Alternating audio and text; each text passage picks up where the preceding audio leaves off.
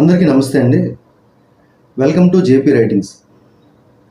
కరెక్ట్‌గా ఆంధ్రప్రదేశ్ ఎలక్షన్స్‌కి 45 రోజుల ముందు మార్చి 6వ తారీఖున అనుకుంటా, ఒక వార్త అసలు ఇండియా మొత్తం సెన్సేషన్ అయిపోయింది. నాకు తెలిసి ఆల్రెడీ ఫారిన్ కంట్రీస్‌లో కూడా ఈ న్యూస్ ఫారిన్ మీడియాలో కూడా వెళ్ళే ఉంటది. ఎందుకంటే అంత పెద్ద ఎత్తున అంత సెన్సేషన్ అవ్వదగిన విషయం అది.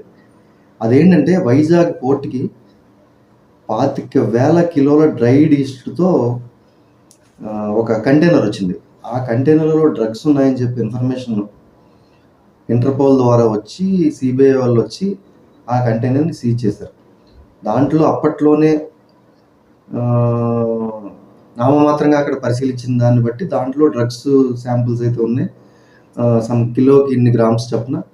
ఓవరాల్‌గా అది చాలా వేల కోట్లు వాల్యూ చేస్తది అన్నట్టుగా న్యూస్ వచ్చింది యథావిధంగా. కానీ వాస్తవం ఎంతవరకు ఏంటనేది తెలీదు. ఆ శాంపిల్స్ అప్పుడే సిబిఐ వాళ్ళు ల్యాబ్స్‌కి అది పంపించారు. అప్పుడు వైఎస్ఆర్ కాంగ్రెస్ పార్టీ వాళ్ళేమో ఇది టీడీపీ వాళ్ళ పనే, టీడీపీ వాళ్ళ హస్తమే ఉంది దీంట్లో, టీడీపీకి సంబంధించిన మనుషులే ఉన్నారని చెప్పి వాళ్ళు, కాదు వైఎస్ఆర్సీపీ మనుషులే ఉన్నారని చెప్పి టీడీపీ వాళ్ళు పరస్పర ఆరోపణలు చేసుకున్నారు. తీరా చూస్తే అది సంజా యాక్వా ఎక్స్పోర్ట్స్ అని చెప్పి వైజాగ్ కేంద్రంగానే పనిచేస్తున్నట్టుంది. అది వైజాగ్ అడ్రస్తోనే ఉన్న ఒక ఆఫీసు, ఒక ఆ కంపెనీ పేరు మీద అది ఎక్స్పోర్ట్ అయ్యి బ్రెజిల్ నుంచి వచ్చింది అది ఆ కంటైనర్. సో అప్పుడే కరెక్ట్గా ఈ సంజా యాక్వాకి సంబంధించిన వాళ్ళు ఇన్వెస్టిగేషన్ జరుగుతున్నప్పుడే వాళ్ళ బస్సు సంథింగ్ ఏదో ఆ ఊరి చివరికి ఎక్కడో విలేజ్ సైడ్ తీసుకెళ్ళిపోయి దాంట్లో ఫైల్స్ అన్ని పెట్టేసి అక్కడ దాచారు అని చెప్పి తగలబెట్టడానికి ట్రై చేశారు. సంథింగ్ ఏదో జరిగినప్పుడు ఆ బస్సుని ఎవరో గ్రామస్తులు పట్టుకున్నారు. అప్పటికే ఫైల్స్ మిస్ అయినా సంథింగ్ ఏదో అది కూడా న్యూస్ వచ్చింది అప్పట్లో. కానీ ఒక్కసారిగా ఉలిక్కి పడ్డాం అందరం కూడా. చాలా భయం వేసింది. ఎందుకంటే ఇప్పటికే ఆంధ్రప్రదేశ్ డ్రగ్ క్యాపిటల్ అయిపోతుంది. గంజాయి దేశంలో ఎక్కడ దొరికినా కూడా దాని మూలాలు ఆంధ్రప్రదేశ్లోనే ఉంటున్నాయి. ముఖ్యంగా ఈ అరకు, పాడేరు, ఈ ఏజెన్సీ ప్రాంతాల్లోనే దేశానికి సరిపడా గంజాయి ఉత్పత్తి అవుతుందని ఇప్పటికీ న్యూస్లో చూస్తున్నాం. అది వాస్తవం కూడా చాలా వరకు. పైగా అదే కాకుండా గుజరాత్లో అనుకుంటా ఈ వైఎస్ఆర్సీపీ గవర్నమెంట్ ఉన్నప్పుడే 2019-24 మధ్యలోనే ఏ ఇయర్ అనేది నాకు కరెక్ట్గా గుర్తులేదు, గుజరాత్లోనే ఎక్కడో ఇలాగే some enormous amount of drugs seize చేశారు. దాని మూలాలు కూడా విజయవాడ వచ్చినాయి. అప్పుడు కూడా విజయవాడలో పూర్ణ మార్కెట్ ఏదో సంథింగ్ ఆ ఏరియాలో ఏదో అడ్రస్తో ఆ డ్రగ్స్ వచ్చినాయని అప్పుడు కూడా అయింది. కానీ ఏమైనా కానీ ఇవి నెలలు గడిచినా, సంవత్సరాలు గడిచినా ఈ కేసులు అయితే ముందుకు వెళ్ళట్లేదు. అసలు నిజమైన ముద్దాయిలు ఎవరు, అసలు ఎవరు ఇవన్నీ చేస్తున్నారు అనేది బయటకు రావట్లేదు, తెలియట్లేదు. ఇప్పుడు వైఎస్ఆర్సీపీ వాళ్ళు చేసిందంటే బయటకు రావాలి, టీడీపీ వాళ్ళు చేసినా బయటకు రావాలి. కానీ ఎవరనేది ఇప్పుడు దాకా బయటకు రాలేదు. ఆ సంజయ్ యాక్వా అనే వాళ్ళు ఎవరు, అసలు వాళ్ళు ఎందుకు తెప్పించారు? వాళ్ళు తెప్పించకుండా వాళ్ళ అడ్రస్ అయితే ఉండదు కదా, వాళ్ళ అడ్రస్ పేరు మీద కంటైనర్ రాదు కదా. కానీ డ్రగ్స్ అనేది మామూలు విషయం కాదండి, చాలా దారుణమైన విషయం. ఇప్పటికే ఆంధ్రప్రదేశ్లో పరిస్థితి బాగాలేదు. గల్లీలో సందుల్లో కూడా చిన్న పిల్లల దగ్గర నుంచి అందరికీ గంజాయి అందుతుందని చాలా వార్తలు వస్తున్నాయి. ఈ గంజాయి మత్తులో చాలా నేరాలు జరుగుతున్నాయని కూడా తెలుస్తుంది.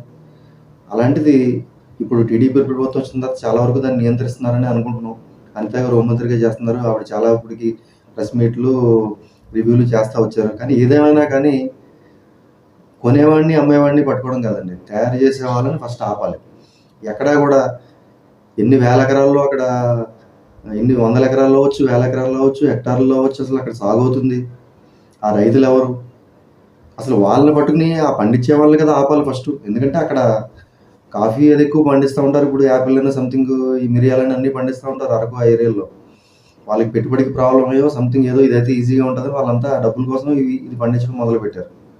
సో వాళ్ళందరినీ అటువైపు నుంచి దారి మళ్ళించి వాళ్ళకి కౌన్సిలింగ్ ఇచ్చి అసలు పండించకుండానే చేస్తే ఎవరు సప్లై చేస్తారు, ఎవరు అమ్ముతారు, ఎవరు కొంటారు? అది జరగదుగా. ముందు అసలు ఆ తయారు చేయడం ఆపాలి కదా.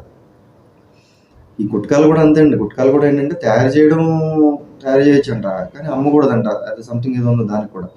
సో అలాగే ఇది కూడా. అందువల్ల ఏంటంటే ఫస్ట్ ఆంధ్రప్రదేశ్ హోంమంత్రి అనిత గారు ఏంటంటే ఫస్ట్ అసలు ఎక్కడెక్కడ దీన్ని పండిస్తున్నారనే దాని మీద కాన్సన్ట్రేట్ చేసి వాళ్ళు మళ్ళీ పండించకుండా చేయాలండి. ఫస్ట్ మూలాలు మొత్తం నాశనం చేయాలి దీన్ని. కానీ ఇది కూడా అసలు ఈ 25,000 కిలోలు అంటే దాంట్లో కొన్ని కిలోకు 100 గ్రాములు వేసుకున్నా కూడా అసలు ఎన్ని వందల కిలోలు వచ్చింది డ్రగ్స్. అసలు ఆ పరీక్షలు ఏమైనాయి, నిజంగా దాంట్లో డ్రగ్స్ ఉన్నాయా, ఏ డ్రగ్స్ ఉన్నాయి, ఎంత మోతాదులో ఉన్నాయి, వాటి వాల్యూ ఎంత, తెప్పించిన వాళ్ళు ఎవరు, అసలు ఇవన్నీ ఇన్ని నెలలైనా కానీ బయట పెట్టకపోతే ఎలాగండి? ప్రభుత్వాలు కూడా. అసలు దీంట్లో ఎవరికి సంబంధాలు ఉన్నాయి, ఎవరి ఇన్ఫ్లుయెన్స్ వల్ల ఇది ఇప్పటిదాకా బయటికి రాకుండా ఉన్నది అనేది ఆశ్చర్యంగా ఉంది. ఎందుకంటే మొత్తం తరాలు రాబో తరాల భవిష్యత్తు మొత్తం నాశనం అయిపోద్దండి డ్రగ్స్ వల్ల. అందువల్ల ఏంటంటే ఇలాంటి విషయాలు కొన్ని అణిచివేయబడి డార్క్లోకి వెళ్ళిపోతున్నాయి, వాస్తవాలు బయటికి రాకుండా. కానీ ఇవి ఖచ్చితంగా బయటికి వాస్తవాలు రావాల్సిన అవసరం ఉంది. తొందరలో వచ్చి ఈ విషయాలన్నీ బయట ప్రపంచానికి తెలిసి ఆ దోషులకి శిక్ష పడితే బాగుంటుందని నేను అనుకుంటున్నాను. ఉంటానండి. బాయ్.